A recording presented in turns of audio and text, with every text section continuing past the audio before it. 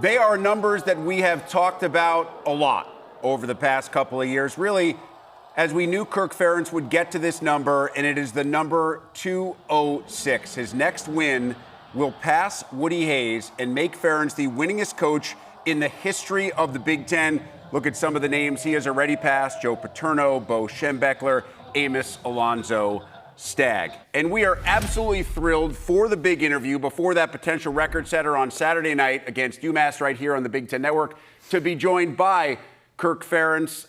Kirk, how much are you looking forward to getting that win, if for nothing else than for us to stop talking about it? As much as anything, that's a start right there. So, and first of all, I appreciate you showing footage, proving that I did have dark hair at one time. I was young, 25 years ago. So, yeah, it's been, it'll be good to get it done with, quite frankly, because as you imagine, our focus right now is on this season and this team, rightfully so. But I do respect the fact that it's almost amusing in some ways that it has happened, because this was never my goal to be a head coach or to find myself in this position. But it all gets down to I was really fortunate. A lot of people during my time growing up really helped me out and gave me great mentorship. And then, you get in the profession, and lucky enough to get out here and be around a lot of great people, players, staff, support staff, so many people. As Dave can tell you, in football, it takes a lot of people to make things work. And then, the last part, my wife's always been very, very supportive, and I don't take that for granted. Well, Kirk, you mentioned this year's team, so let's dive into it. Your assessment through 2 weeks of the offense as a whole, and specifically the transfer quarterback Mark Gronowski, who's now played 2 games for you. Yeah, like typically in September, we're a team in motion. We're just trying to figure out who we are, what we are, and it's really not unusual. It's kind of funny. I heard Brian Hoyer on the radio yesterday morning when I was driving in, talking about when they were in New England, they always felt like it was 4 to 6 weeks to really figure out what each team was. And you think about that, they had Brady playing quarterback. So that is part of football for most teams, and certainly it is for us. I think our guys have shown up and played hard. They've competed hard both weeks, and last week was disappointing, but the final analysis, we lost by 3 points to a veteran team that had a veteran quarterback, and they're comfortable with who they are. We weren't good enough to make the plays you need to make. So the focus for us is just on daily improvement. Doesn't really change, and hopefully showing up on Saturdays ready to compete. Hey, Kirk, did the one area that seems to come together quicker since you've been there is that defensive side of the football, and with between yourself and Phil Parker, and you've had a lot of guys get drafted first-round players off that defense, and you seem to get back on course about as fast as anybody possibly could, and it's so consistent. When you say Iowa football, the first thing that comes to my mind is, hey, they're going to be good on defense. Is there one thing between yourself and Phil that you would say this is the cornerstone why we play good defense every year in and year out? Yeah, I referenced, I grew up as an offensive coach, basically, starting 1980 when I got to work with Coach Moore. Became a line coach and, worked on the offensive side of the ball the rest of my career, even though I played defense and coached defense initially. But, the people you're around, the mentors you're around, including Joe Moore, always believed, at least the guys I've known that are winners, believe in defense, believe in special teams. That's something I really learned to appreciate during my time in the NFL, because I didn't have much of an appreciation for it prior to that. And then, then after that, just playing smart football and develop the offense as you go based on your personnel. But to answer the question, it really gets down to one of the smartest things I've ever done. I've done a lot of dumb things, but hiring Norm Parker, we had 3 outstanding candidates, and they all would have worked out great. But Norm was just such a special guy. And, 27 years ago, I was not fixated on we had to be a 3-man or a 4-man front, but I just wanted us to be a defense that was going to play blocks and, hustle to the ball, take smart angles, and tackle well. And Norm just did such a great job of, I think, laying a foundation. Fortunately, Phil, and this is probably never going to happen again, Phil's been here each and every day for 27 years as an assistant and grew into the coordinator role and just does an outstanding job. So I think we're in sync, philosophically. But Phil's just a tremendous coach, and we've got a really good staff. And I think there's consistency in what we do. And the bottom line is, this year we've got a lot of new faces. Our linebacker position's kind of interesting. We got 3 seniors that have never started, but they know the system. They know what they're doing, and I'm going to be anxious to see how they grow as the season goes on. Kirk, you thanked us earlier for showing pictures of you with what you referred to as dark hair. I'm going to take it even one step further, and we are going to take you way back. We have a photo from the yearbook of Upper St. Clair High School, and you have to take a peek at the hair that you're rocking because it is not just dark, but I mean, we are talking about some quality hockey hair, shoulder-length stuff. Why did we decide to go away from this look?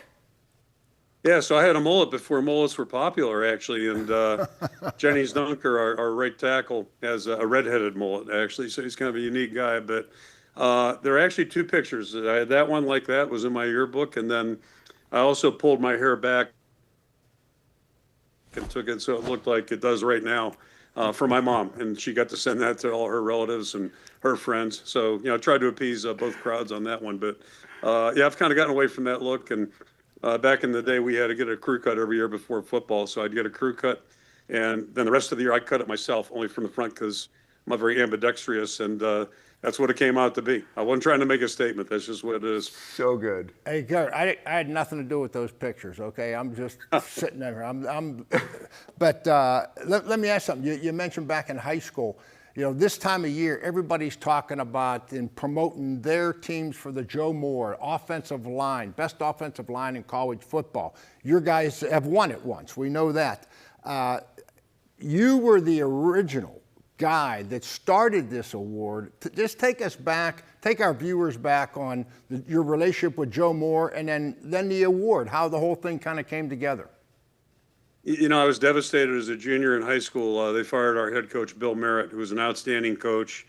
We had just moved up to the Western Conference, Dave, and you well know that because you played in it, and that was the elite conference in Western Pennsylvania, and I think we were 5-3-1 my junior year.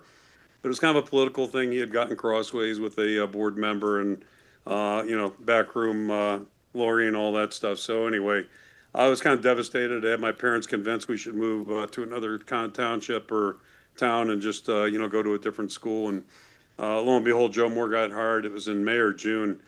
Going into my senior year, I went to one meeting, and that was it. I knew this guy was special. So I got to play for him as a senior.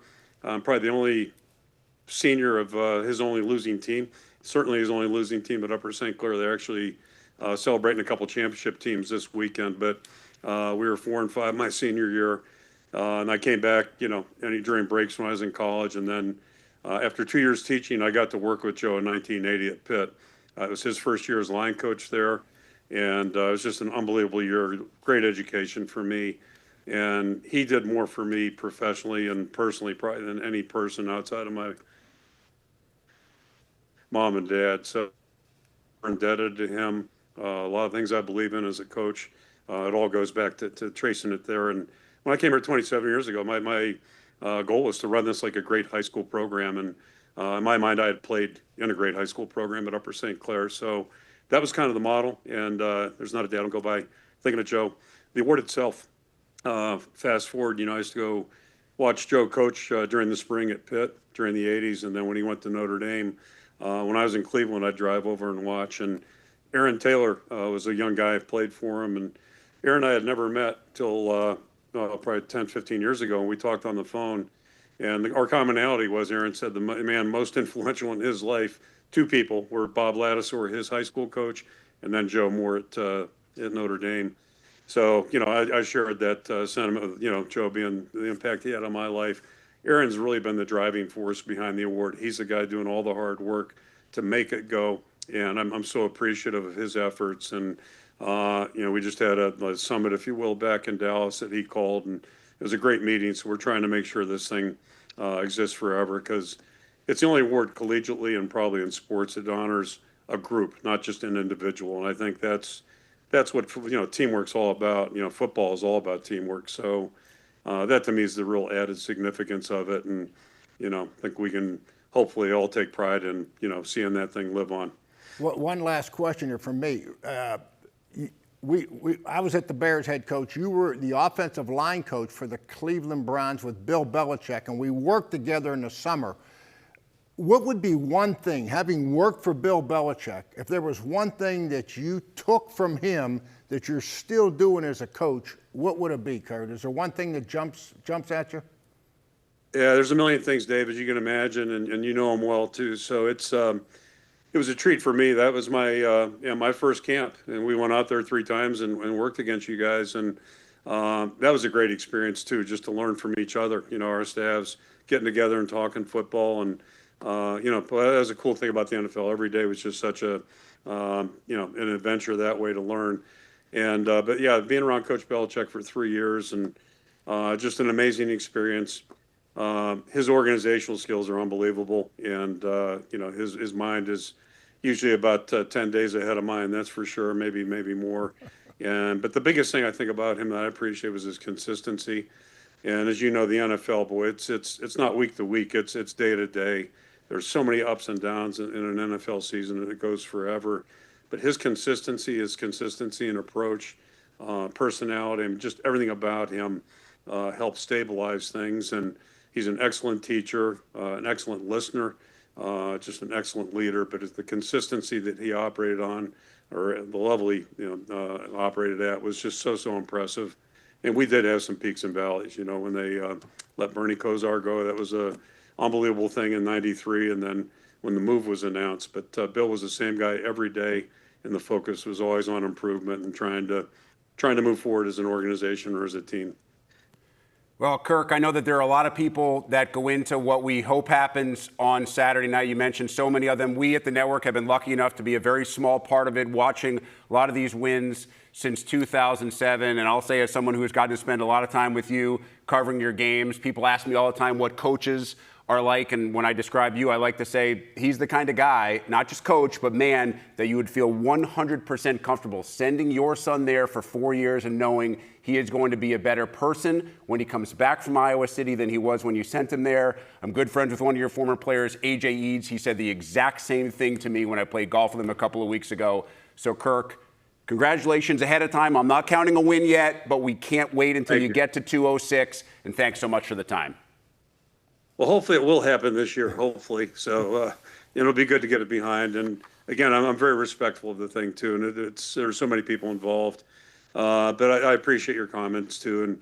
And just look at it. You know, I've been really fortunate my entire life to be around good people. And whether it's the 9 years I was here as an assistant coach in the 80s and then being back the last 25 plus, it's the commonalities of people, just great people. And I think that's one cool thing you learn in coaching. Dave could attest to this. There's so many good people in football and so many good people just across our country. So to have a chance to interface with a lot of really neat people, it's been a real treat for me. And believe me, I appreciate how fortunate I've been. Awesome. Kirk Ferentz going for 206 Saturday night against UMass.